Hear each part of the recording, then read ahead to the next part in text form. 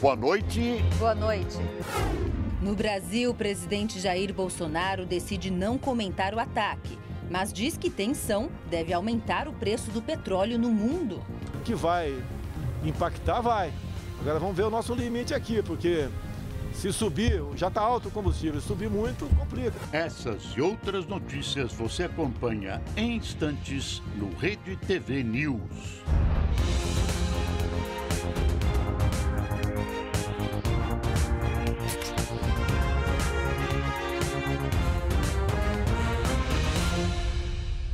O presidente Jair Bolsonaro afirmou que o governo vai recorrer da decisão do Supremo Tribunal Federal que suspendeu a redução do DPVAT para carros. O presidente do STF, ministro Dias Toffoli, suspendeu na terça-feira a norma que reduziu o seguro obrigatório. A resolução do Conselho Nacional dos Seguros Privados entraria em vigor no dia 1º. A autora da ação, a seguradora Líder, que administra o DPVAT, afirmou que a redução afronta a autonomia do STF. Isso porque, neste mês, o Supremo já havia suspendido uma medida provisória que extinguia o seguro obrigatório. O presidente Jair Bolsonaro disse que respeita as decisões do STF, mas que a União vai entrar com recurso. No momento está judicializado. É lógico que vai recorrer à Advocacia Geral da União, o próprio nome, né? A advocacia para defender o governo. Conversei com o André Mendonça, ele vai questionar essa questão no Supremo. É assim que ele tem que fazer. Eu não reclamo decisões do Supremo, eu respeito, tá certo? Ao suspender a redução, Dias Toffoli afirmou que as alterações teriam impacto direto na arrecadação da Líder.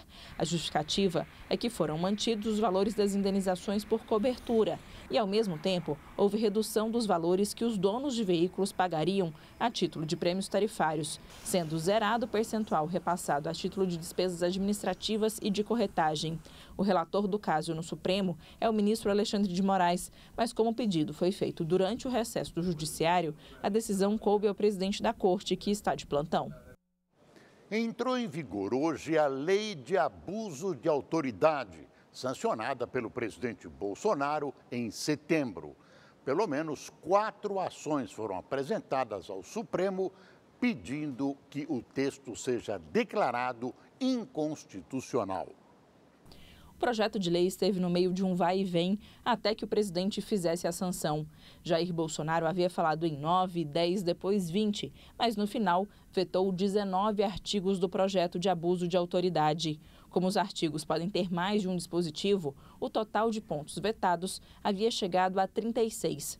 O Congresso acabou derrubando 18. Então, pelo projeto que entrou em vigor hoje, passam a ser crime, entre outros pontos: decretar a condução coercitiva de testemunha ou investigado sem prévia intimação de comparecimento ao juízo. A pena vai de 1 a 4 anos de prisão mais multa. Estender sem justificativa a investigação com intenção de prejudicar o investigado ou fiscalizado. A pena é de 6 meses a 2 anos de detenção mais multa. Grampear telefone, quebrar segredo de justiça, interceptar comunicações de informática sem autorização judicial ou com objetivos não autorizados em lei. A pena aqui é de 2 a 4 anos de prisão mais multa. Associações de juízes, procuradores, auditores fiscais e membros do Ministério Público pediram ao Supremo Tribunal Federal uma decisão provisória para suspender a lei antes que ela entrasse em vigor. As ações, que questionaram a constitucionalidade de vários pontos da lei, alegam que ela poderia prejudicar o andamento do trabalho dessas categorias, inclusive em casos de grande repercussão, como a Operação Lava Jato. Os pedidos não foram atendidos a tempo pelo ministro Celso de Mello, que é o relator das ações na Corte, e ainda não há prazo definido para o julgamento. Eu não sei se essa lei é ou não é inconstitucional ou constitucional. O que se sabe é que, desde o seu nascimento, essa legislação tem um alvo certo: a Lava Jato. É uma retaliação corporativa dos políticos. É óbvio que é preciso punir qualquer abuso de autoridade, e isso nossas leis já prevêem. Agora, algumas penas foram reforçadas e criados alguns dispositivos que acabam inibindo a polícia, o Ministério Público e a Justiça na luta contra a corrupção. Isso é uma vergonha. Uma van com turistas foi assaltada em Foz do Iguaçu, no Paraná. O veículo, equipado com uma câmera de segurança, registrou a ação dos criminosos. O grupo voltava de Ciudad del Este, no Paraguai. Ao atravessar a Ponte da Amizade, o motorista entra em uma via paralela. Segundos depois, 3 homens armados interceptam o veículo. O pânico toma conta dos passageiros. Os criminosos então sobem na van e obrigam o condutor a acelerar.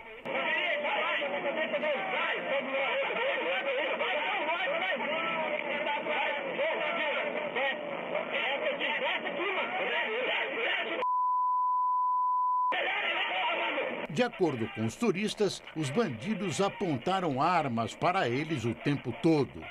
A van foi levada para um matagal e tudo que havia de valor foi roubado. Segundo a polícia, ninguém se feriu na ação. Os bandidos ainda não foram encontrados. Uma câmera de segurança flagrou o momento em que uma menina de 3 anos é atropelada na frente de casa em Ibirité, na Grande Belo Horizonte. O motorista fugiu sem prestar socorro. As imagens mostram a criança tentando atravessar a rua quando é atingida pelo carro e arremessada na calçada. O local é sinalizado com uma faixa de segurança para pedestres. Um vizinho que estava próximo foi quem ajudou a menina de 3 anos. O motorista fugiu sem prestar socorro. Apesar do susto, a criança ficou apenas com um machucado na boca. Foi medicada e liberada do hospital.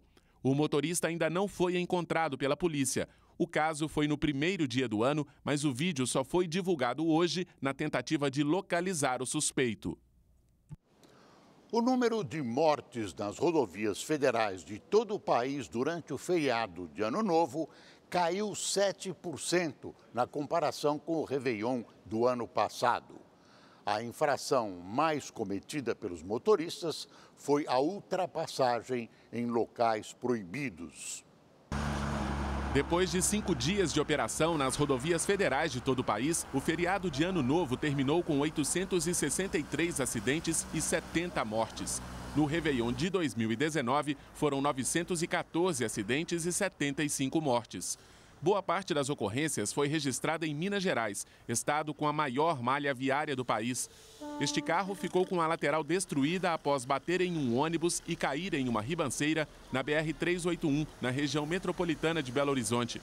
O motorista morreu e 2 pessoas ficaram feridas. Nas rodovias federais aqui de Minas Gerais, o feriado de Natal foi mais trágico que o de Ano Novo. Entre os dias 21 e 25 de dezembro, 16 pessoas morreram.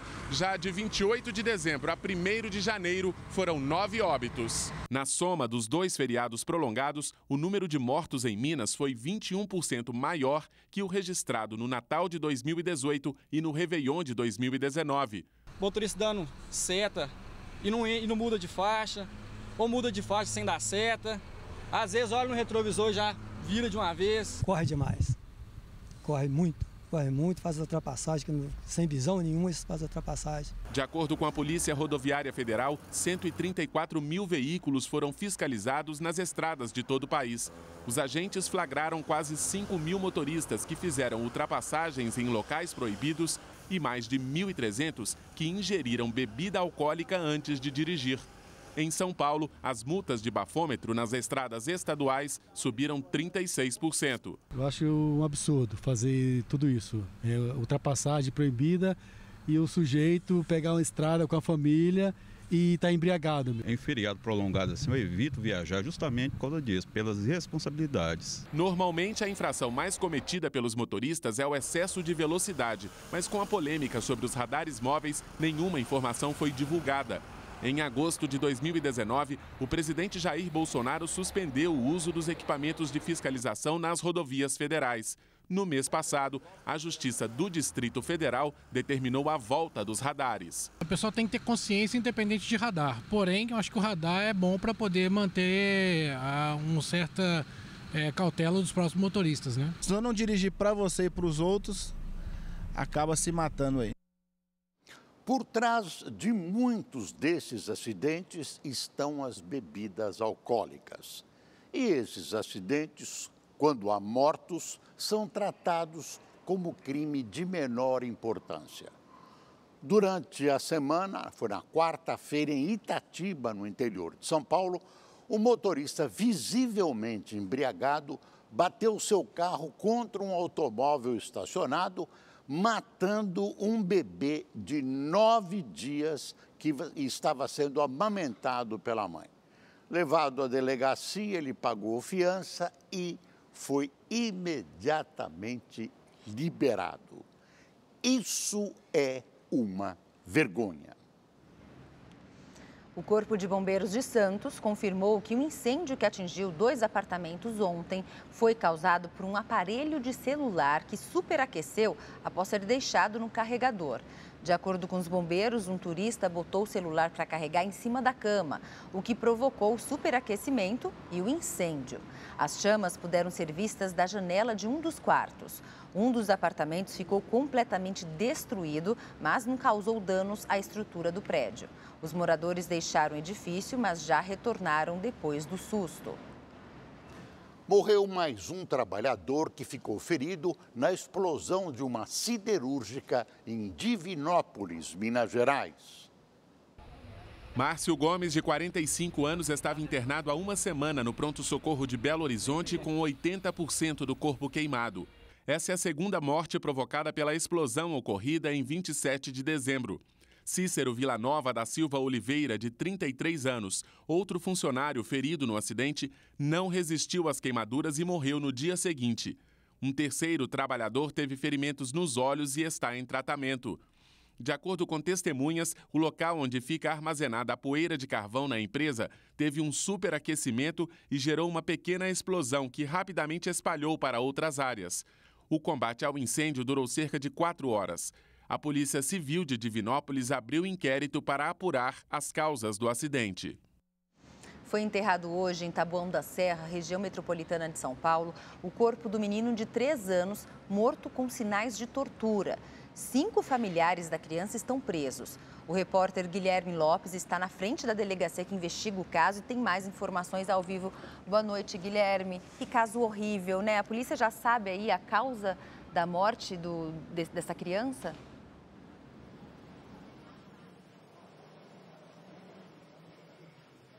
Olá, Gabriela, Boris, boa noite a todos. A polícia ainda aguarda o laudo do Instituto Médico Legal, que deve ficar pronto em até 30 dias e vai determinar a causa da morte. Esse laudo também será fundamental para auxiliar a polícia no andamento das investigações. O menino Vitor Adriano Pereira Cruz, de 3 anos, deu entrada no Hospital Municipal de Parelheiros no dia 28 de dezembro. Ele tinha diversos ferimentos pelo corpo, tinha sido levado por 3 familiares. No momento, os médicos desconfiaram que aqueles ferimentos tinham sido provocados por supostas agressões. Diante disso, os médicos chamaram a Polícia Militar e o Conselho Tutelar. Os 3 familiares foram presos em flagrante. No dia seguinte, o menino foi transferido para o Hospital de Campo Limpo para ser submetido a uma avaliação neurológica. Mas, infelizmente, ele não resistiu e acabou morrendo no dia 30 de dezembro. Após isso, a Justiça concedeu a prisão preventiva para outros 2 familiares. Mãe, os avós, o tio, que é soldado do Exército, e a tia foram indiciados por maus tratos, tortura e lesão corporal. Mais cedo eu conversei com um delegado que participa das investigações e ele disse que a polícia não descarta a hipótese de indiciar a família, inclusive por homicídio, dependendo, é claro, do laudo fornecido pelo IML em até 30 dias. A polícia também foi até o endereço em Parelheiros, onde essa família morava com a criança. Conversou com os vizinhos que disseram que não sabiam que naquele local morava uma criança. Por meio de nota, a Secretaria de Segurança Pública disse que até o dia 28 de dezembro não tinha nenhum registro sobre agressão ou violência sofrida pelo menino. Também por meio de nota, o Comando Militar do Sudeste informou que o soldado, tio da criança, ficará preso no 2º Batalhão do Exército à disposição da Justiça e que repudia qualquer ato que atente contra a dignidade humana. O corpo de Vitor Adriano Pereira Cruz, de 3 anos, foi enterrado no final desta sexta-feira no cemitério da Saudade, em Taboão da Serra. Da Zona Sul de São Paulo, Guilherme Lopes para o Rede TV News. O jovem esfaqueado ao tentar defender a namorada de um assalto e um turista argentino que também foi ferido durante o Réveillon em Copacabana continuam hospitalizados. Nós vamos ao Rio de Janeiro com o repórter Tony Vendramini, que tem mais informações sobre o estado de saúde das vítimas. Boa noite, Tony.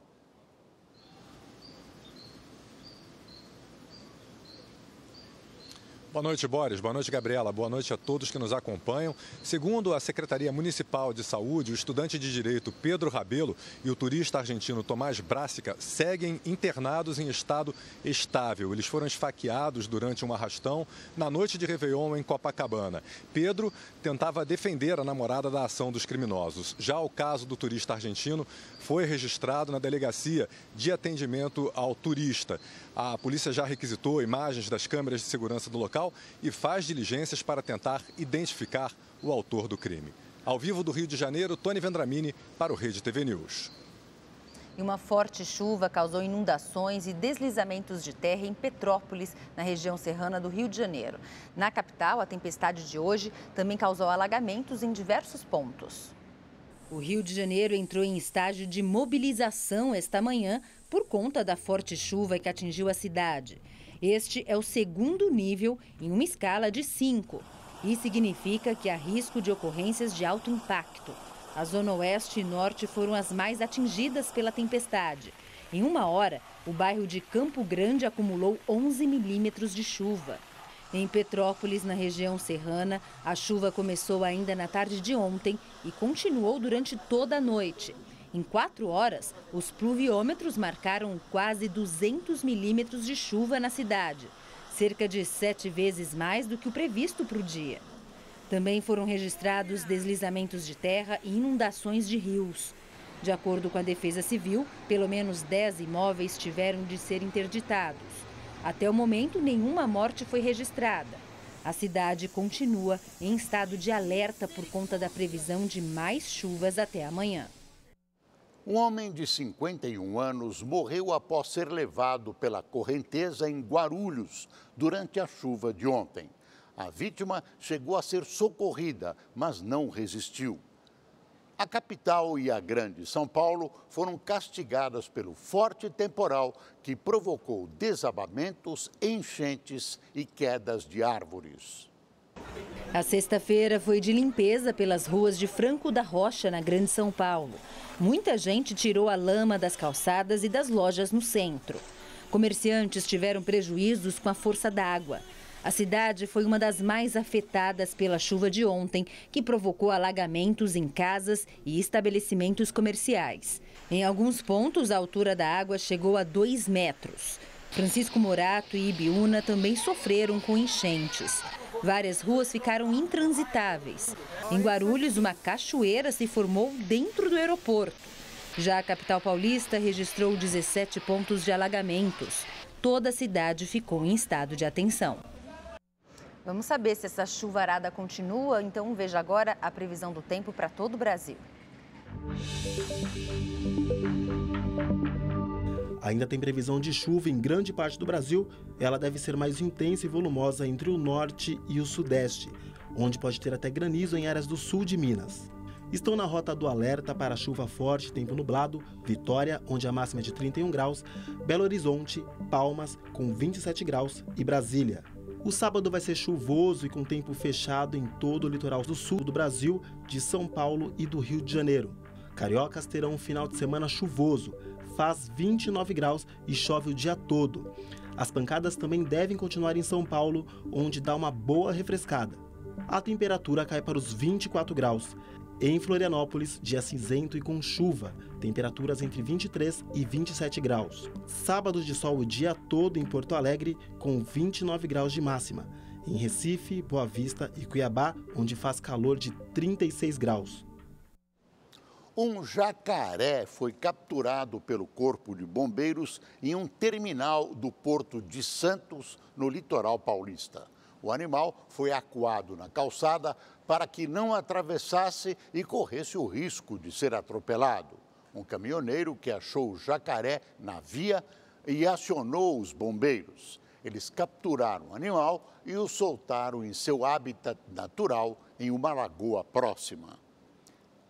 Centenas de católicos se reuniram hoje na Basílica de São Sebastião, na zona norte do Rio de Janeiro, para a tradicional bênção dos frades capuchinhos, que é considerada patrimônio cultural da cidade desde 2014.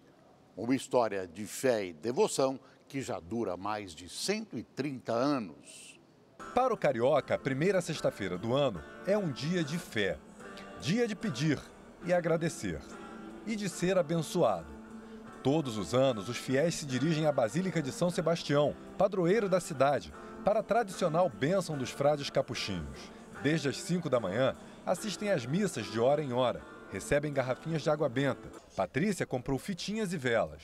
Ela sempre comparece para começar bem o ano. É uma tradição vir aqui, eu creio que essa fé, essa água benta que você recebe, acho que é para ter um ano tranquilo, é o que eu venho pedir, paz, tranquilidade. Já a Regina Célia veio receber a bênção e também pedir uma graça. Estou pedindo pela minha filha, por causa do cigarro, bebe de final de semana bastante, depressão.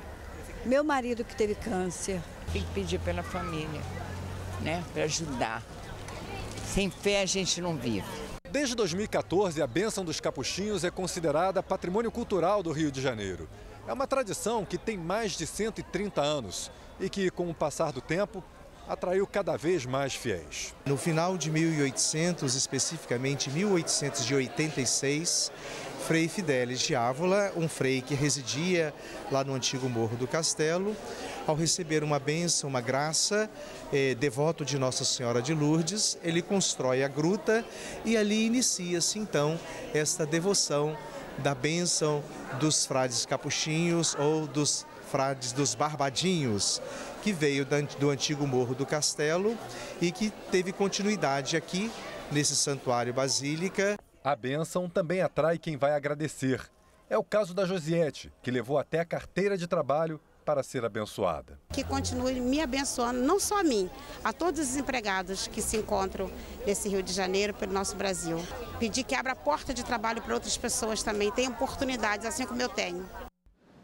Após a excelente temporada, o Flamengo busca manter seus principais jogadores para 2020. É hora de conferir as movimentações do mercado da bola.